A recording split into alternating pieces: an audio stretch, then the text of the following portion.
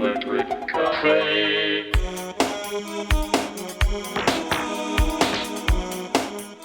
Hey everybody, welcome back to Electric Cafe. In this video I wanted to share with you the 2016 album by Black Marble called It's Immaterial. And this is the second time I've featured Black Marble on the channel. I did review their debut album from 2012, and I gave it an 82 out of 100. I think it's an excellent album, and it's cool to see the progression and the different sides to Black Marble in the first two albums, and maybe that's partly in due to the second member, Chris Stewart, being the songwriter, guitar player, or excuse me, bassist, and then the second member, it changing, if I'm not mistaken, between the first and the second album. So they had a different member on both albums, and the first album is much more raw, much more darker, much more closer to almost like a punk feel to post-punk than this one is. This one's a lot more towards synth pop, and still has a very good uh, kind of mix of post-punk and a little bit of Coldwave in there, but not as much Coldwave as the first album. And I was just online and looking up Black Marble, and I just realized that I just found out that they have their fifth album coming out in a couple weeks. So it's a good time to kind of revisit their my favorite album from them from their first four, and it's Material. When I got into Black Marble in 2012, when they first started, I heard them on Pandora, and I was excited in what I heard, and so I looked them up, bought their CD, and then I was in Amoeba Records in California on vacation in 2012, and I saw their record in the store, and I bought their first single, and I bought their first album, and so I had all their CD. And then when this album came out, I got a chance to see them live, and it was at the DC. They were in DC at DC9, and I still have the poster, and I got it framed.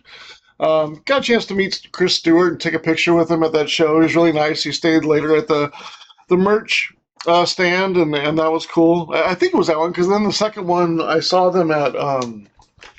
It's funny because I thought I remember taking a picture with him, but maybe it was the second one. I still have the picture of the second one. This one was at Rock and Roll Hotel down in DC. I think it was this one was 2017. I saw them, and I think I got a picture with them. But I also got a second copy of this vinyl. So I had the original CD, and then I bought the blue vinyl.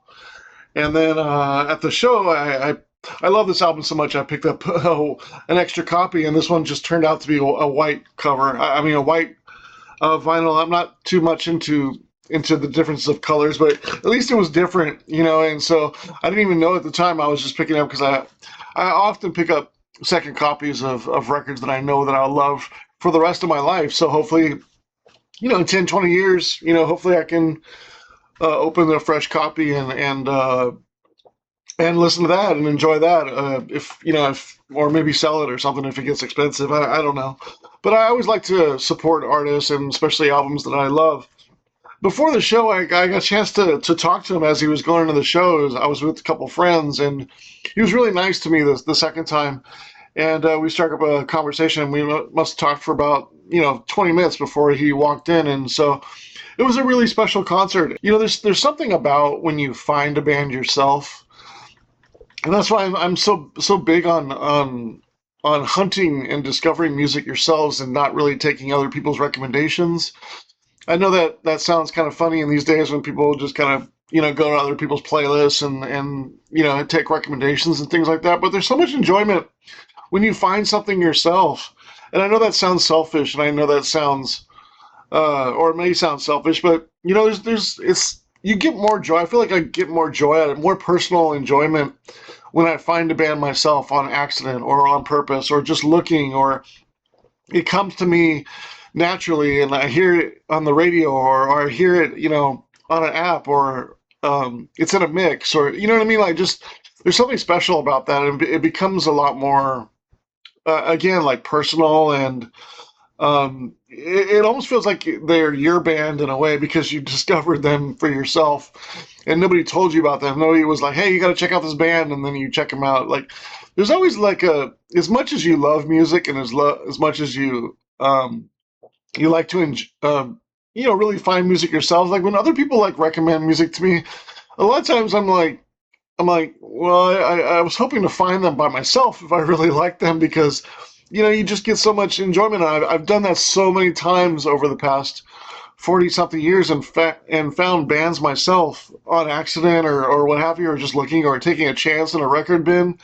Like those are some of the most special times. And then there's sure enough, there's been times where I'll take a chance on something and I don't necessarily like it, but at least I got a chance to support the artist and buy their music and not just like listen to it on YouTube and stuff. There's I've always been a big supporter of buying and taking chances on bands and buying their actual physical music and stuff. Because I always felt like if you didn't like it or whatever, you just trade it with a friend or something, or you give it as a present, or you sell it, whatever. But at least you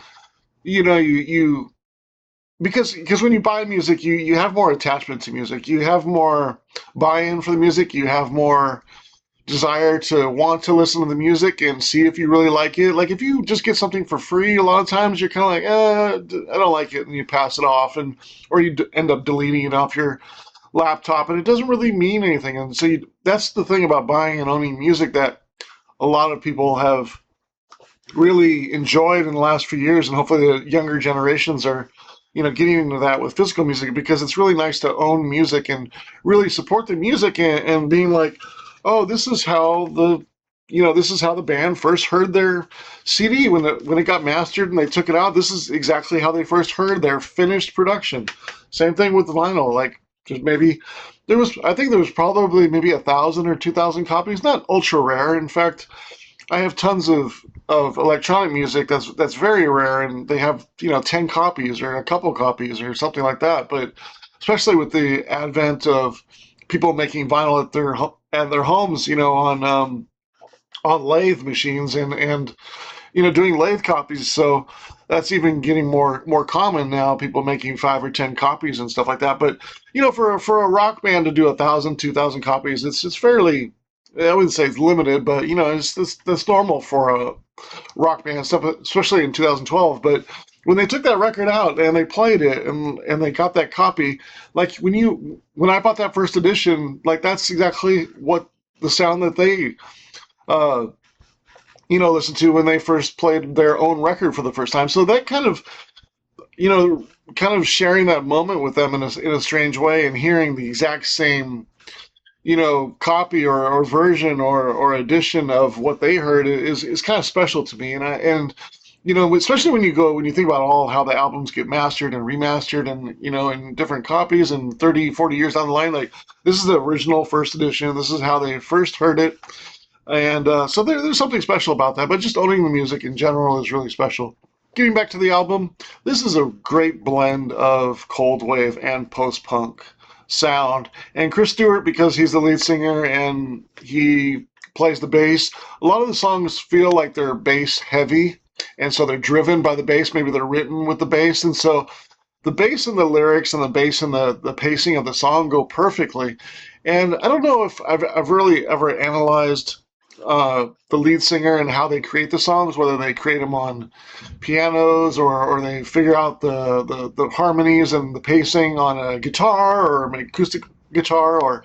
But I don't think a lot of like lead singers maybe construct their songs with a bass. I don't know how unusual that is, but I think it is a big factor in this album because a lot of them feel very bass driven, and the basses are fantastic in here, and uh, they really kind of drive the songs in their whether they're slower or they're changing a pace, and also it's a perfect blend of the use of keyboards and electronic effects in here, and very well placed effects.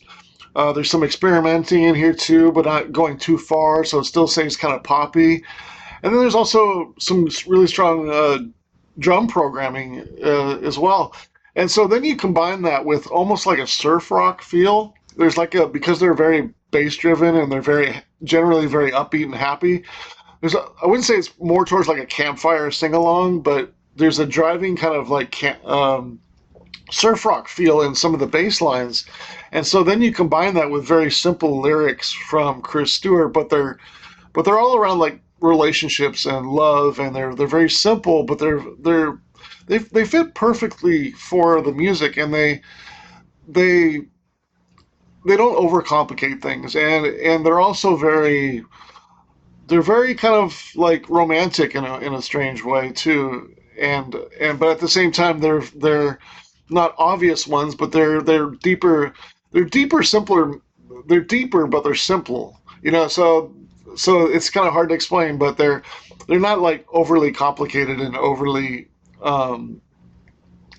poetic, but they are nice little tidbits of thoughts, and at the same time, there's a little bit of abstractness in there just to kind of make you think about what he's saying if you read the lyrics. But when he's singing them, they go so well and they go so perfectly with the length of the songs because they're generally shorter lyrics. And so everything just works really well together with this album. I can't say enough good things about this album. It's probably my favorite album of 2016, and one of my favorite, probably top 5 albums of the decades of 2010s, and could be in the running for top 10 of the last 26 years of the 2000s as far as a non-electronic album. And as much as I love the first album and the rawness, like the catchiness and the poppiness is so perfect in this album. It's just a magical album. There's something brilliant in it, and I look back at this album already and feel like it's a classic, and it's only 10 years old, and so I get this kind of blend of nostalgic and also freshness at the same time when I listen to it, and that's something that is very rare when you look towards something like it's a new album. You're like, oh, I love that album. Let me pull that album, and then it's at the same time it's still already nostalgic, even though it feels like a new album. And so to have that kind of balance is very rare for me these days. And the funny thing about when I do a review that I'm really excited about an album, I think you might be able to tell a little bit when I do reviews, and maybe sometimes I try to overemphasize how much I like something because I don't have a lot to say. But if I do a quick review on something, it's not necessarily like a quick review score, and I don't. It's not me on the video, but it's just me and my scores on the songs.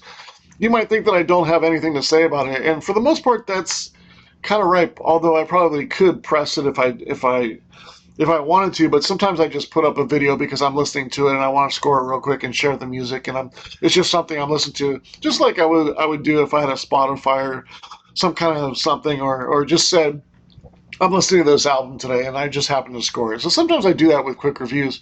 But if I actually do a score where, I actually reviewed this about 2 weeks ago, and I was taking some time to actually get around to it.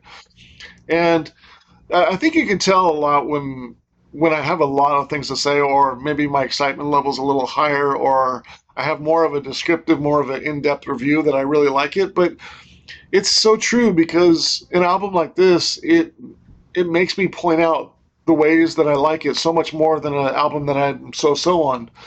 So, there's so many things I could say about this album, so much so that I would almost like to play the album with you and point out some of the things. And do you hear that? Do you hear the change of pace on that? Do you hear that? And I used to do that when I was younger, and my friends would make fun of me, especially sometimes when we'd be messed up, and we'd be listening to music late at night, or maybe like post rave or something like that, and something would come up, and I'd be like, "Oh, you hear that?" And my friends would kind of make fun of me and say, "Oh, you hear that?" And so, it's just something I like to point out, because it's something. I always like to point out the subtle changes and things. And there's one track in here, I think it's track number 3, called "Is Conditional." There's a very faint, because I'm really into pace and rhythm. I love dance music. I love electronic music. I love the changes in electronic music. And there's also another track in here where the melody feels imperfect, and it's sort of morphing in a very, very minute way, but it adds so much character to the sequence. And so when I listen to rhythms, and this track number 3 in here called "Is Conditional," and there's a slight uh, shaker that's added in the chorus, and it's so important because you very faintly hear it. You have to, because it's a lot of this is in the mid range. The production in here is a lot of the mid range, but there's certain sounds that you can really tell. But one of the ones that doesn't stick out too much, but almost subliminal, but it really helps the pace, is this like shaker.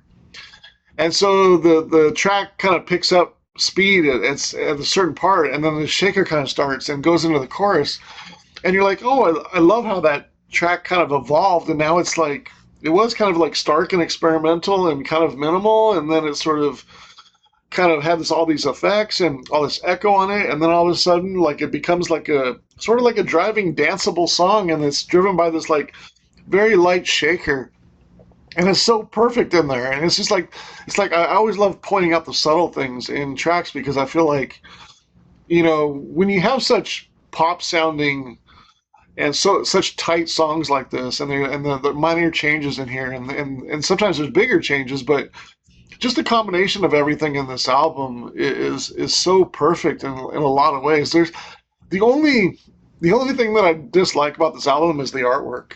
Normally, I don't talk about lyrics a lot, and if you've seen a few of my videos, you know that I don't necessarily focus on the lyrics that much, or speak about them, because I don't know, they feel a little bit personal sometimes, and I think it's important how the the singer, how they sing along with the tones of his voice, and how that fits into the music. And that's one thing I do definitely point out and talk about and think, because I look at the human voice like it's an instrument, right? There's inflections and tones and colors, and how that fits in with the atmosphere and the direction of the song and stuff. I really get into the human voice as an instrument itself.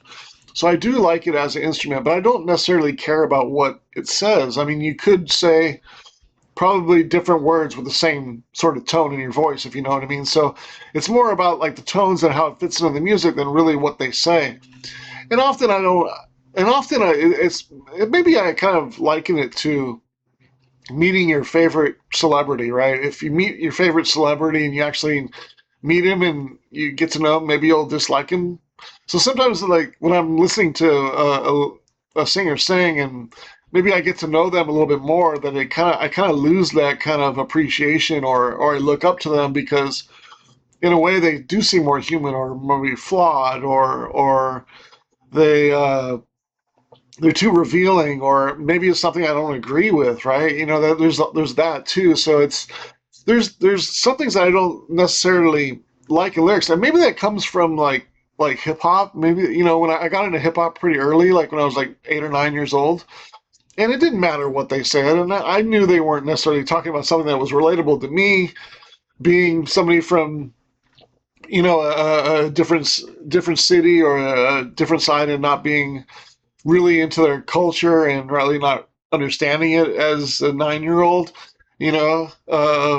of whatever the rapper was talking about. So I didn't have that experience that they did, but so it didn't really matter what they said, because I was still rapping it and still singing along with them, or rapping along with them, right? So it's kind of like that, where I don't really want to get to know them, because maybe I'll not agree, or I won't really.